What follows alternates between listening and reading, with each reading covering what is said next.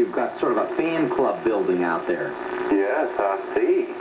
First off, did Jaime Jr. pummel you about the head and shoulders when you walked in the house last night? He was flipped out. He's ready to get you tonight, I think. And to the previous heathen who called, sir, I can just picture little Missy Heathen with her little pink ribbons in her head, down on her knees, praying for Brother Jacob.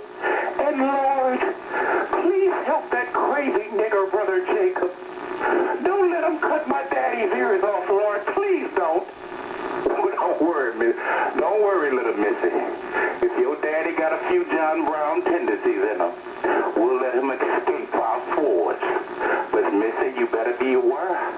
Your daddy can definitely determine you and your family's fate, darling. Because chances are we both know if I went and knocked on his door this evening, casing, bloom, bloom, bloom, he'll holler, who is it? If I said, Shalom, it'll look like a 4x100 relay running to closet dialing 911. So, sir, you ain't got nothing to worry about from the Hebrew one. Brother Jacob ain't gonna lift a finger to you or yours. Unless, of course, you join the militia, the Ku Klux Klan, the skinhead. Remember, if you become my enemy, I'm your enemy. Remember, I'm not one of them boot-licking, civil rights Negroes hollering nonviolence and peace and love. Let's hug and kiss in the name of the Lord. I'm going to put a meat cleaver in the back of your head if you even look at me wrong. Because I'm a whole different generation. You have to understand that. Because you have to understand one thing about my generation in America, friend. Even though we are 12% of the population in your country, we are 80%. Me, brothers look like me in your penal institutions.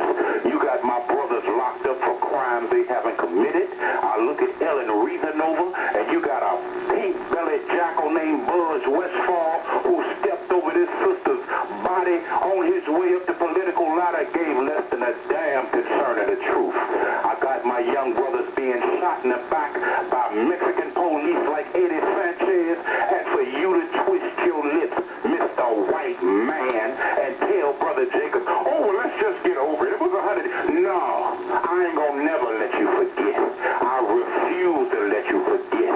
The blood of my people that screams from the soil of America will not let me let you forget, because understand one thing, sir. When Martin Luther King was standing out in Birmingham, Alabama, that wasn't 100 years ago. When Rodney King got the black beat off of him, that wasn't 100 years ago. You better understand one thing, sir. You may resign in your heart to teach your daughter to pray for a brother like Jacob.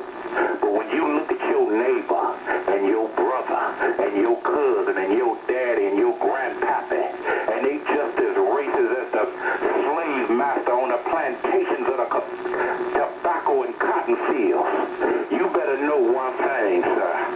We not like them civil rights Negroes. Brothers like me, we rather die like Nathaniel Turner, because in 1831 in Jerusalem, Virginia, after you got through hanging that Turner because he killed 55 white folks in an insurrection, their minds finally snapped from the conditions they was in, and like any animal that's cornered, they lashed out. After they got through publicly lynching them, they skinned him. They made little pocketbooks out of his skin, and they made grease out of his flesh. I volunteer to be first in line. Kill me like you did Nathaniel Turner, because I'd rather die as a man standing on my 2 feet than like a boot-licking, chitlin'-eating coward hiding in a closet. So, Mr. Heathen, you keep praying for Brother Jacob. But know one thing, little Missy, you better get like Casey. You better learn some serving techniques so when I need some fresh tea or some wine, you can assist Casey. Because the only way you can help me is by helping yourself. And tell your daddy, the next brother he see, he don't have to flinch. We don't all want to kill you just because you got little pink lips that could cut razor blade sharp on a piece of paper. Because remember, ma'am, we the most compassionate, forgiving people on the face of the earth. Because if we wasn't, we'll all commit a civil war in America's streets right now.